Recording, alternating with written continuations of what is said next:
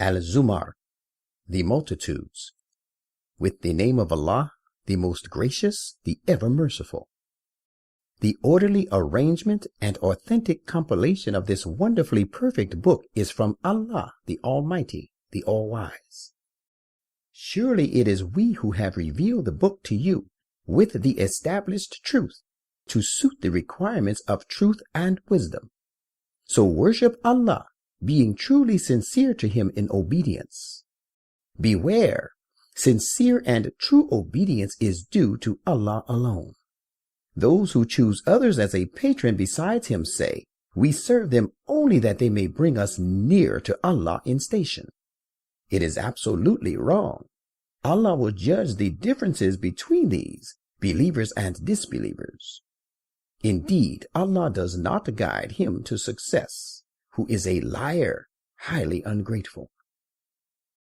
If Allah had intended to take to Himself a son, He could have chosen from His creation the one He pleased, and would not have left it to you. Holy is He. He is Allah, the One, the All-Dominant. He created the heavens and the earth to suit the requirements of truth and wisdom. He causes the night to revolve upon the day, and causes the day to revolve upon the night, and He has pressed the sun and the moon into service. Each pursues its course for an appointed term. Behold, He is the Almighty, the Great Protector. He created you from a single soul. Then, from that same stock that He created a human being, He created his spouse. And He has given you 8 varieties of cattle in pairs. He creates you in the wombs of your mothers, a creation, stage by stage, making you pass through 3 periods of darkness. Such is Allah your Lord. The sovereignty and power belongs to Him alone. There is no other, cannot be, and will never be one worthy of worship but He. Where are you then being turned away? If you show ingratitude, surely Allah is independent of you. He does not require your thanks. Yet He does not approve of His people to be ungrateful. Indeed, it is for your own sake that He approves of you being grateful. And no soul that bears a burden can bear the burden of the sins of another. Behold, to your Lord shall you all return, so that He will inform you of all that you have been doing. He knows full well even the innermost secrets of the hearts. And when an affliction befalls a person, he prays to his Lord, turning penitently to Him. But when He confers a favor upon him from Himself, he forgets the affliction, for the removal of which he used to pray to Him, and starts assigning peers with Allah, with the result that he causes the people to go astray from His path, the path leading to one God. Say, enjoy your ingratitude for a little while. You are sure to be of the inmates of the fire.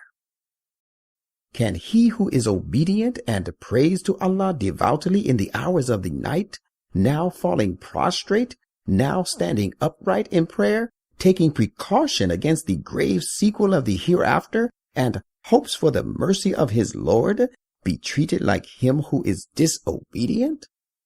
Say, are those who know their obligations equal to those who know them not?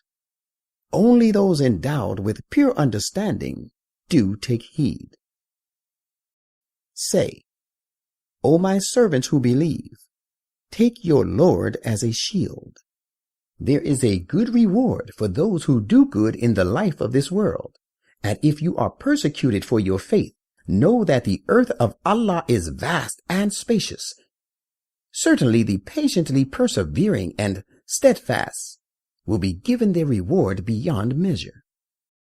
Say, verily I have orders to worship Allah, being truly sincere to Him alone in obedience. And I have orders to be the foremost among those who surrender themselves to His will. Say, if I disobey my Lord, I have to fear the torment of a dreadful day. Say, It is Allah I worship, being purely sincere to him in my obedience. Again, as for you, you may go and worship whomsoever you please apart from him.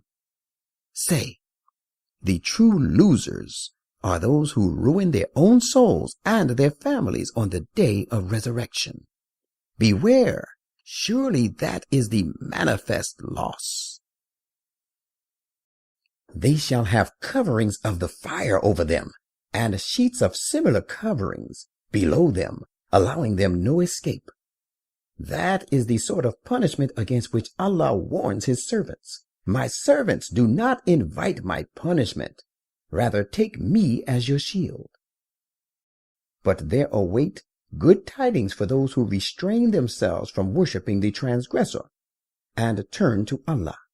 So give glad tidings to my servants, who listen to the word of advice and follow the best injunction productive of the best result thereof. It is they whom Allah has guided, and it is they who are endowed with pure and clear understanding. Can he then, against whom the verdict of punishment becomes due, and who therefore merits punishment, be saved? Can you rescue him who is consigned to the fire? But for those who take their Lord as a shield, there awaits them lofty mansions, story upon story, with streams running beneath them. This is the promise of Allah, and Allah will never fail in his promise. Have you not seen the sight that Allah sends down water from the clouds, and it causes it to flow in the form of streamlets on the earth, and then brings forth herbage of various kinds and of divers hues with it? Then it dries up after ripening, so that you see it turn yellow. Then he turns it into chaff. Behold, in this similitude is a reminder for people endowed with pure and clear understanding. Is he whose mind Allah has opened for the acceptance of Islam, so that he follows the light from his Lord, like one who gropes in the darkness of disbelief? Woe to those whose hearts are hardened against the remembrance of Allah. Such indeed are steeped in clear error. Allah has revealed the best message, the fairest discourse, this wonderfully coherent book, the verses of which are mutually supplementing and repeating, narrating both sides of the case in various ways to drive home the divine injunctions to human minds. It makes the very skins of those who stand in awe of their Lord creep, and their hearts tremble at its recital. Yet their hearts and skins soften towards the remembrance of Allah. This is Allah's guidance. He guides him thereby who wishes to be guided. Yet none can guide him whom Allah forsakes and adjudges to be astray. Is he then who has only his own person to shield him from the evil punishment of the day of resurrection, like him who is secure? And it will be said to the unjust on that day, suffer the punishment of what you used to commit deliberately. Their predecessors also cried lies to their messengers of God, so that our punishment came upon them from quarters they little perceived. So Allah made them suffer humiliation in the present life, and the punishment in store for them in the hereafter will be greater still, if they but realize it. And we have set forth for the people all sorts of excellent and useful proofs in this Quran, that they may take heed. We have revealed the Quran in Arabic. There is no deviation from rectitude in it, and is free from all flaws, that they may guard against sufferings. Allah describes the condition of a man belonging to several partners contending with one another, and there is another man devoted wholly to one person. Are they two alike in condition? No, how can they be? All true and perfect praise belongs to Allah, but most of them do not know this truth. One day you will surely die, and so shall they after a brief span of life. Then on the day of resurrection, you will all dispute with one another before your Lord. Who then is more unjust than the one who invents lies about Allah and cries lies to the very truth when it comes to him? Is there not in Gehenna an abode for such disbelievers?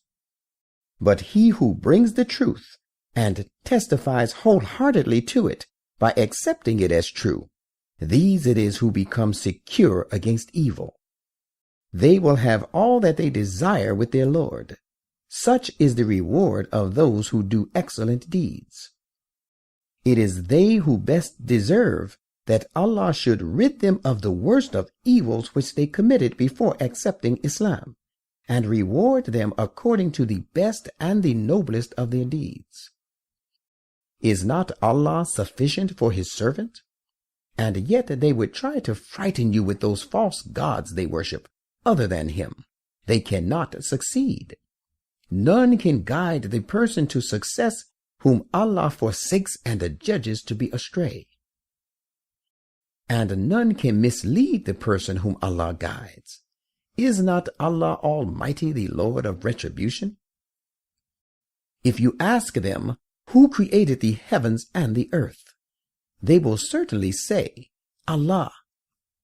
Say, have you ever judged the worth of that which you call upon apart from Allah? If Allah ever intended to do me some harm, will these whom you worship be able to avert his harm from me? Or can they withhold his mercy if he is pleased to treat me with mercy? Say, Allah is sufficient for me. In him do I put my trust. Those who have learnt to trust place their trust in him alone.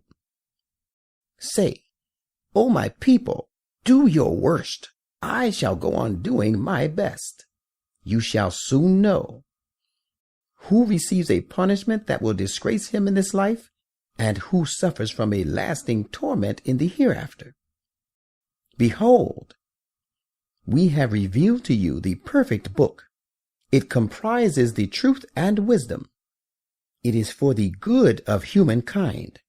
So he who follows this guidance will do so for the good of his own soul, and he who goes astray will do so to its own detriment, and so will himself suffer the loss. You are not responsible for them. Allah takes away the souls of human beings at the time of their death, and also of those who are not yet dead during their sleep. He detains the souls of those against whom he passes the verdict of death, and sends back those of others till a fixed period of time. There are signs in this for a people who would reflect. Have these polytheists chosen certain other intercessors apart from Allah? Say, what will they intercede for you, though they have no authority at all and understand nothing? Say, all intercession belongs to Allah entirely. To him belongs the sovereignty of the heavens and the earth. Then towards him you shall all be brought back. When the name of Allah alone is mentioned, the hearts of those who do not believe in the hereafter shrink with aversion. But when the names of those who are below his high station are mentioned, behold, they are at once filled with joy. Say, O Allah, originator of the heavens and the earth, possessor of the knowledge of the unseen and the seen, you alone judge between your servants concerning that wherein they differ. And had the wrongdoers owned all that the earth contains, and as much in addition to it, they would certainly offer it on the day of resurrection to redeem themselves from the woeful punishment. Yet there would appear to them from Allah that which they had never even thought of. And the evil consequences of the deeds they had deliberately done will become clear to them, and they will be caught by the very punishment they took no account of. And when harm afflicts a human being, he calls upon us. But when we confer our favor on him, he says, I have been given this only on account of my own knowledge. It is not right. It is only a trial. but most people do not know. Their predecessors had said the same thing, yet all their acquisitions were of no avail to them, and the evil consequences of their deeds did overtake them. As for the wrongdoers from among these, the evil consequences of their deeds shall surely overtake them also.